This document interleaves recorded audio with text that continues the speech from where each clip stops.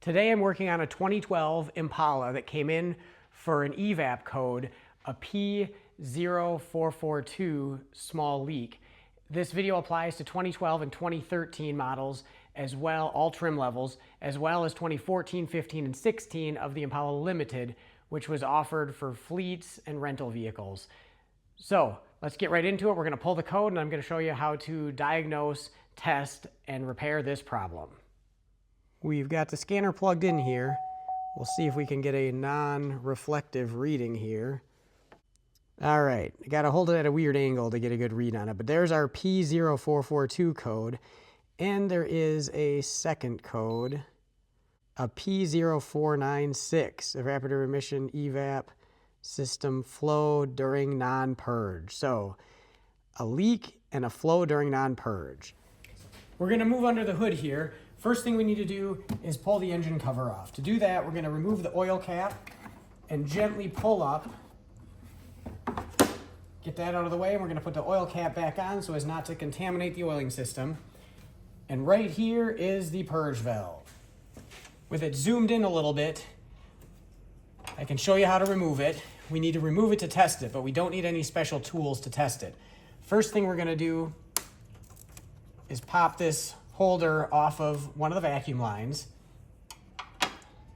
And then we're going to press in on this white collar, which should allow us to pull the vacuum line off. Be careful because this is a plastic hard line and they can become brittle. This thing, as you can see, is kind of dirty. It's a 2012, so it's 13 years old at this point, and we don't want to damage anything. Now we've got a little bit better access. The next thing we're going to do, there's a 10mm bolt down in the bottom there. So we're going to kind of pull this stuff out of the way a little bit. And I've got a quarter drive extension, U-joint, and 10mm socket on my little impact here. We're going to zip that bolt out of there. And then we're going to pull the whole assembly out. There's a little rubber O-ring, so it'll offer some resistance. But now that we have it out, this is all we need to do. We don't even have to unplug it to test it. Now this thing, in its natural state, de-energized, is closed. So we're going to blow through it, and if we hear or feel any air coming through it, we know it's bad. It should not allow any airflow. So for this video, I'm actually going to unplug it and get right up to the camera. But for simply testing it on your own, you don't need to do that. I'm going to take the bolt out so we don't drop it and lose it. And it looks like the retaining clip is already kind of damaged here. There's a clip we need to press back.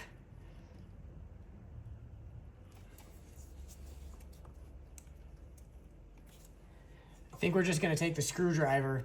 Normally what you need to do is get this blue plastic clip moved back away from the plug, but it's already kind of broken here. Well, I guess we'll try. We can't really make it any worse, I suppose.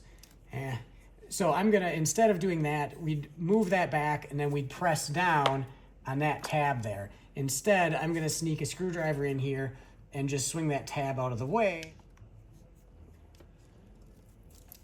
And there we go. A little bit of a fight, but not too bad.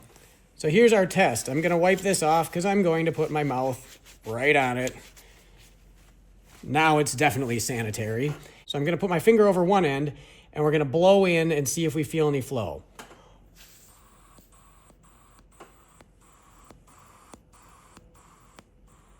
I don't know if you can hear that or not on the video, but there's definitely flow. There's not a lot of flow, but there's a little bit of flow, and I can hear it as I am blocking and unblocking the flow. So we've confirmed that this is a bad purge valve.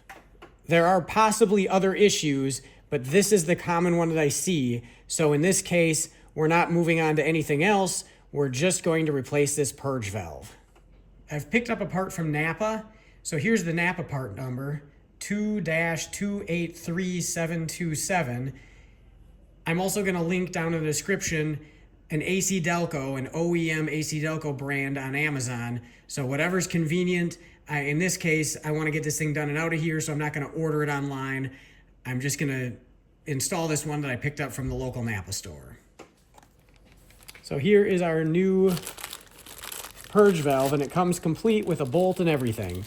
So we're gonna go and install it right where the old one was. Before I install it though, just so you can see the difference, we're gonna try the same test. There is no air flowing through this, and so there you go. That's the difference between a good one and the failed one we're replacing. So the first thing I'll do is plug that back in. We got a nice click and it's locked in place. Then we can put it into position, line the bolt up with the bolt hole, slide it into the manifold, and then we will cautiously start threading the bolt in.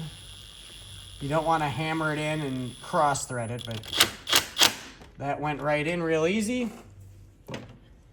Then we can reinstall our vacuum line, and that should click right in.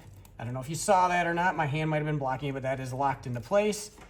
We can lock that back down. We can set that hose back where that was setting. We'll take the oil cap back off. We'll set the cover back down. Push all the nubs back on.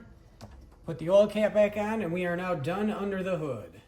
Now I've got the scanner plugged back in again here. So these codes, the P0442 and the P0496, are both stored as permanent codes, so I'm not going to be able to delete them. I am going to hit the delete button. Erase codes. Erase was successful, but they're going to pop right back up again here. And here we go. They're stored as permanent codes. It's going to take some cycling, some drive cycles for these things to, I believe what happens is they will change status to history instead of permanent.